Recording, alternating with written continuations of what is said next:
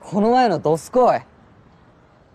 Ayane, une fille ronde qui porte en elle à la fois du courage et de l'espoir, trouve enfin la force d'avouer ses sentiments à Hayato, le garçon qu'elle admire depuis si longtemps. Depuis qu'il l'a sauvée d'une statue de Bouddha qui tombait, son cœur lui appartient en silence. Avec des mains tremblantes, elle lui tend une boîte de chocolat qu'elle a préparée elle-même. Mais au lieu de la gentillesse qu'elle espérait, le regard de Hayato se baisse sur elle avec mépris. En un seul mot, il détruit son monde. Dozukwa. Un cri de sumo, mais à cet instant, c'est pour se moquer de sa taille. Les rires, la douleur, la honte sont trop lourds à supporter. Ayane force un sourire courageux, mais à l'intérieur, elle est brisée. Même le soutien de ses amis ou le réconfort de ses vidéos d'idoles préférées n'arrive pas à calmer la blessure de ce moment. Ainsi, de ce chagrin, commence son véritable voyage. Ceci est Dozukwa. Sukehira. Dans la campagne paisible de Yamanashi, Ayane Sukehira est une adolescente joyeuse qui commence chaque journée en travaillant à la ferme de sa famille. Elle passe la plupart de son temps avec ses meilleurs amis, Chihiro Shiina, Aki Ozawa et Haruna Komori. Ensemble, elles s'appellent les Fat 4. Même si elles n'attirent pas beaucoup l'attention à l'école, leur amitié est solide et elles se soutiennent toujours. Cependant, après que Hayato se soit moqué d'elle, Ayane se sent profondément humiliée et le cœur brisé. Elle s'enfuit et va se cacher dans les toilettes de l'école. C'est alors que Shiina intervient avec une nouvelle idée. Pourquoi ne pas aller à Tokyo pour un soin de beauté? Au début, Ayane n'est pas sûre que cela puisse l'aider, mais grâce aux encouragements de Shiina, elle accepte. Dans le salon de Tokyo appartenant au style Kurata, Ayane se sent nerveuse et à sa place nulle part. Elle doute d'elle-même et se demande si elle a le droit d'être là. Mais les mots bienveillants de Kurata l'aident à se détendre. Quand le soin commence, Ayane comprend peu à peu que le vrai changement ne dépend pas seulement de son apparence, mais surtout d'apprendre à s'aimer telle qu'elle est. Des années plus tard, après l'obtention de son diplôme, Ayane ouvre un nouveau chapitre en Italie, un pays célèbre pour son chocolat raffiné. Elle trouve un emploi dans une chocolaterie locale, où elle peut goûter des friandises délicieuses chaque jour. Pour la première fois, personne ne se moque de son apparence et personne ne l'appelle Dozukwa. En même temps, elle partage une maison confortable avec Fred, un maquilleur qui lui fait découvrir le yoga, les voyages et un mode de vie plus détendu. Ses journées sont remplies de choses qu'elle aime, du bon chocolat, de vrais amis et une paix qu'elle n'avait jamais connue auparavant. Cependant, pendant des vacances, Ayane a un accident de jet ski et tombe dans le coma. Des semaines plus tard, elle se réveille et apprend qu'elle doit subir une opération de l'estomac. Cette opération lui fait perdre du poids très vite, lui coupe l'appétit et la laisse avec une sensation étrange, comme si son propre corps lui était devenu étranger. Même si les médecins disent qu'elle paraît mieux, ainsi, Ayane se sent perdue. Elle ne se reconnaît plus, alors elle décide de rentrer au Japon. Sa famille s'inquiète pour elle, et elle aussi. Revenir à sa vie d'avant avec ce nouveau corps ne sera pas facile. À l'aéroport, ses 3 amis d'enfance viennent l'accueillir. Au début, elles ne reconnaissent pas la femme mince qui marche vers elle, mais quand elle parle, elle reste figée. La voix est celle d'Ayane, mais tout le reste a changé. Plus tard, dans un café, Ayane ne prend que quelques bouchées de son repas. Ses amis la regardent, troublés. La fille qu'elle connaissait autrefois aurait terminé son assiette. Shiina commence à comprendre à quel point la vie d'Ayane a changé, et une jalousie silencieuse commence à naître. De retour à Tokyo, Ayane ne sait pas où loger. Ses parents l'invitent à rentrer à la maison, mais la ferme familiale est maintenant gérée par son frère et sa belle-sœur. Ne voulant pas être un fardeau, elle hésite. Pendant ce temps, voyant la difficulté d'Ayane, Shiina l'emmène sur son lieu de travail, un salon de thérapie appelé Happy Dekanyama. Là, Ayane retrouve Kurata, la propriétaire du salon qui l'avait autrefois aidée à prendre confiance en elle. Kurata est bouleversée par le changement d'Ayane. Elle a du mal à la reconnaître au début, mais lorsque Shiina parle, elle écoute attentivement. Shiina explique qu'Ayane avait été la meilleure treilleuse laitière du Japon, avec des mains vraiment extraordinaires. Elle est persuadée que ces mêmes mains pourraient apporter un grand réconfort en thérapie. Bien qu'Ayane reste silencieuse et incertaine, Kurata perçoit une étincelle en elle. Le salon accueille des clients importants qui recherchent la discrétion, et le toucher doux et apaisant d'Ayane pourrait être exactement ce qu'il leur faut. Ainsi, Ayane reçoit une proposition de stage. Peu à peu, ses instincts reviennent. Ces années passées à travailler à la ferme ont formé ses mains à calmer et réconforter. Rapidement, les clients commencent à l'appeler « les mains de Dieu ». Malgré tous les changements de sa vie, Ayane garde toujours un morceau de chocolat dans sa poche, non pas pour le manger, mais comme un souvenir de ses origines. Un après-midi, Kurata demande à Ayane de prendre en charge une séance privée pour un client très important, car elle s'est blessée à la main. En découvrant le nom, Ayane se fige. C'est Takumi Minato, son idole de toujours. C'est un moment décisif. C'est la première fois qu'Ayane donne une thérapie à un homme, et pas n'importe lequel, mais celui qu'elle admire depuis des années. Nerveuse mais déterminée, elle se lance. La séance se déroule étonnamment bien, et Takumi est tellement impressionné qu'il demande immédiatement à être suivi par elle de nouveau. Plus tard dans la soirée, Ayane rentre à sa pension et découvre un visiteur surprise. Fred est venu d'Italie sans la prévenir. Il n'est pas seulement là pour lui rendre visite, mais il a fait tout ce voyage pour assister au concert de Takumi Minato. Fier, il avoue être un grand fan et veut en profiter pleinement. Le lendemain, Takumi revient pour une autre séance. À la fin, il invite Ayane à dîner pendant son jour de repos. Au début, elle n'est pas sûre qu'il soit sérieux. Mais quand il insiste et parle même de « rendez-vous », en fixant l'heure et l'endroit, Ayane commence à paniquer. Elle n'est jamais sortie en rendez-vous auparavant, encore moins avec quelqu'un comme lui. En plus, sa garde-robe est surtout composée de t-shirts à motifs de vache et de vêtements confortables. Elle pense sérieusement à annuler. Pendant ce temps, Fred remarque immédiatement son inquiétude. Sans en faire toute une histoire, il décide de l'aider. Il lui dit que ce n'est pas une question d'être parfaite, mais d'avoir le courage d'y aller. Sans plus d'explications, Fred s'active. Il choisit une tenue, coiffe ses cheveux et fait son maquillage. Une fois terminé, Ayane ressemble à une toute nouvelle personne. En partant, elle remercie Fred, mais ne lui dit pas qui elle va rencontrer. Ayane arrive à l'escalier public près du salon, comme Takumi l'avait indiqué. Elle attend nerveusement, se demandant s'il plaisantait. Puis Takumi apparaît. Ils partent ensemble, et Ayane essaie de garder une certaine distance, inquiète du regard des autres. Mais Takumi lui prend la main, montrant qu'il se fiche des apparences. Le restaurant est élégant et magnifique. Ayane est émerveillée, et l'espace d'un instant, tout lui semble irréel. Soudain, une notification du jeu Lin Poco Poco retentit. Ayane pense que c'est son téléphone, mais en réalité, c'est celui de Takumi. Ils éclatent de rire en découvrant qu'ils jouent tous les deux au même jeu. Quand Takumi voit qu'elle est au niveau 9 cents, il est impressionné. Il s'ajoute comme ami dans l'application, et Takumi lui dit que si un jour il lui envoie un trèfle, cela voudra dire qu'il veut la revoir. Le reste de la soirée se passe à merveille. Ils plaisantent, partagent des histoires et se détendent.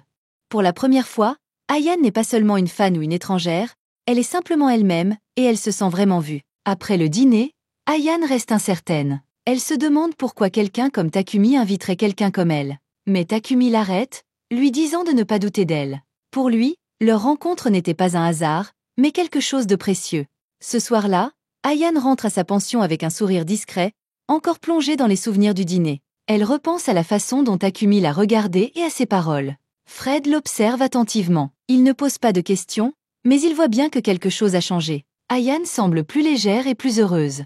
Le lendemain matin, alors qu'Ayane se rend au travail, son téléphone vibre avec une notification de Lin Poco Poco. C'est un message de Takumi, il lui a envoyé un trèfle.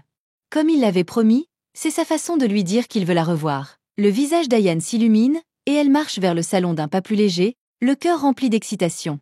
Pendant ce temps, à Happy Dekanyama, Kurata reçoit une invitation à l'anniversaire d'un de leurs clients réguliers, Monsieur Yokohama, qui fête ses 60 ans. Mais comme elle doit bientôt partir en voyage à Osaka, Kurata ne peut pas y assister. Elle demande alors à Ayane d'y aller à sa place. Au début, Ayane se sent nerveuse. Assister à un événement aussi chic et représenter le salon l'intimide. Mais Kurata la rassure en disant que Monsieur Yokohama sera heureux de la voir, et Ayane finit par accepter. Quelques jours plus tard, Ayane arrive à la fête, habillée avec élégance. Les regards se tournent vers elle, mais soudain, de l'autre côté de la salle, elle aperçoit Hayato Mabushi, devenu acteur en pleine ascension. À ses côtés se trouve l'actrice et Fujishiro, qui semble reconnaître Ayane, probablement grâce à sa récente proximité avec Takumi. Par curiosité, Fujishiro s'approche et commence à poser des questions sur sa relation avec Hayato. Ayane reste brève et dit simplement qu'il était son aîné à l'école. Mais Fujishiro devine qu'il y a plus que ce qu'Ayane veut bien dire. Elle sent bien que Hayato compte encore pour elle. Plus tard, Fujishiro taquine Hayato en lui glissant qu'Ayane était autrefois sa fan, et que désormais Takumi Minato l'appelle la déesse aux mains magiques. Puis, en chuchotant, elle s'éloigne. Peu après, Hayato s'approche d'Ayane et lui demande de parler en privé. Il lui dit qu'il fait partie de la même agence artistique que Takumi. Même si Takumi a plus d'expérience, il admet qu'il a encore beaucoup à apprendre. Puis, contre toute attente, Hayato lui demande si elle était vraiment sa fan. Il avoue qu'il ne l'avait jamais remarquée au lycée. Ayane reste calme et lui rappelle qu'ils n'étaient pas dans la même classe, donc ce n'est pas surprenant qu'il ne s'en souvienne pas soudain. Hayato se penche et l'embrasse. Ayane reste figée, incapable de bouger ou de parler. C'était son premier baiser. En quittant la fête, Ayane aperçoit Takumi en pleine discussion avec Fujishiro. Cette vision la met mal à l'aise.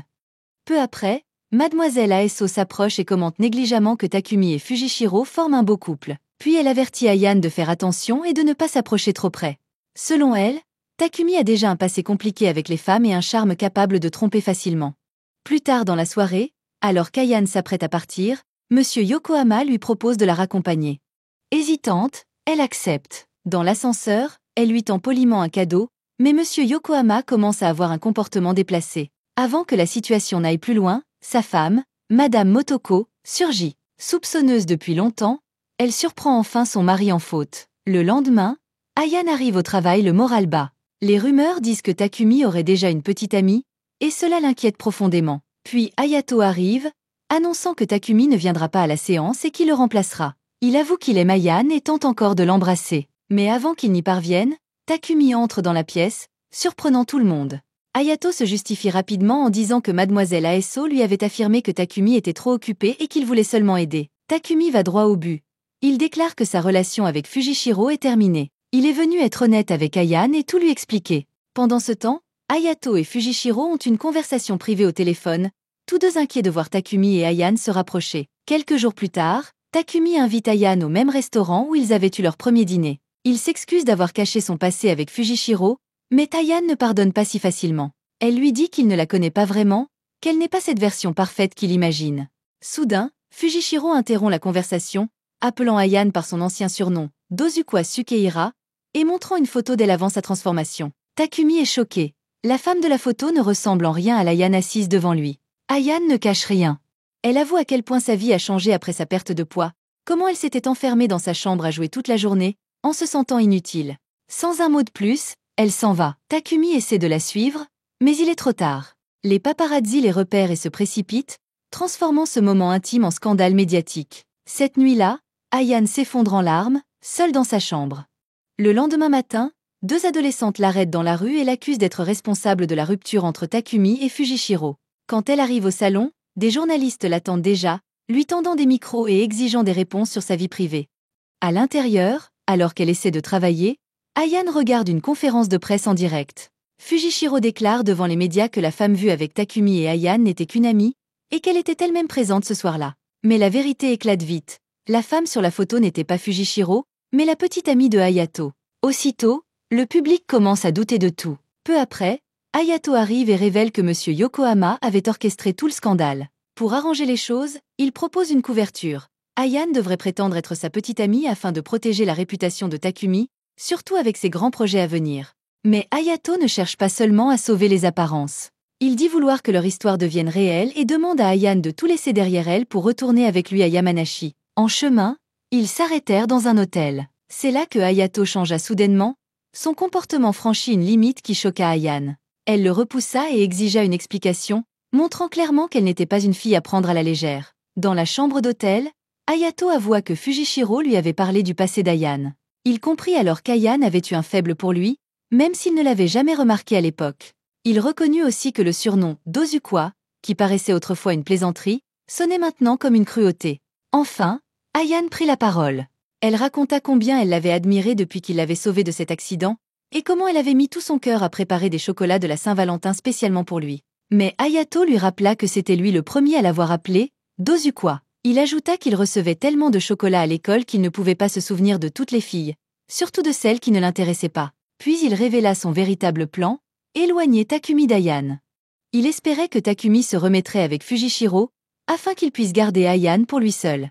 Furieuse, Ayane le gifla. Elle lui dit qu'elle n'était pas un trophée à gagner. Sans ajouter un mot, elle fit demi-tour et partit, laissant Hayato derrière elle. Sur le chemin du retour, une tête de statue de Bouddha tomba d'un camion en marche et faillit l'écraser, exactement comme des années auparavant. Mais cette fois, Takumi était là. Il se précipita et la tira de justesse, la mettant à l'abri. Encore sous le choc, Ayane leva les yeux vers Takumi qui la serrait fort. Il lui dit combien il était heureux de la revoir et que son passé n'avait jamais eu d'importance pour lui. Soudain, des journalistes surgirent, appareil photo en main.